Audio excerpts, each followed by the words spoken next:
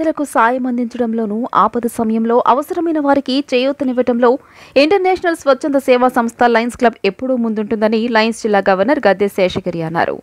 తోట్లవల్లూరు మండలం యాకమూరులోని Sudheer timbers conference హాల్లో గురువారం ఉదయం లయన్స్ క్లబ్ ఆఫ్ ఉయ్యూరు ఆధ్వర్యంలో లయన్స్ ఇంటర్నేషనల్ సంస్థ వరద బాధిత కుటుంబాలకు సహాయంగా విడుదల చేసిన వస్తువుల పంపిణీ ప్రారంభ కార్యక్రమం జరిగింది.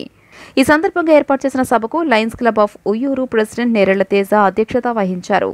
ముఖ్య అతిథిగా లయన్స్ జిల్లా గవర్నర్ గద్దె శేషగిరి హాజరయ్యారు.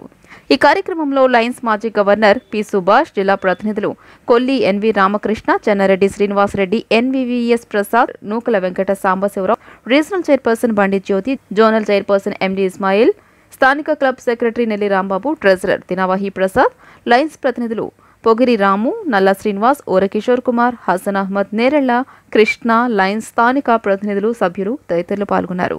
వస్తువుల పంపిణీ కార్యక్రమాన్ని లయన్స్ గవర్నర్ శేషగిరి లాంఛనంగా శ్రీకారం చుట్టారు.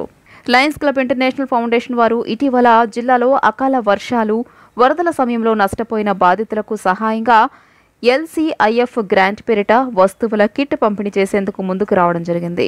ప్రతి కిట్లో దుప్పటి, తుండు, చాప, బకెట్, మగ్గుతో కలిపి 5 వస్తువులు అందజేశారు. తొలి విడతగా అతిథుల చేతుల మీదుగా 30 మందికి కిట్లను పంపిణీ చేశారు.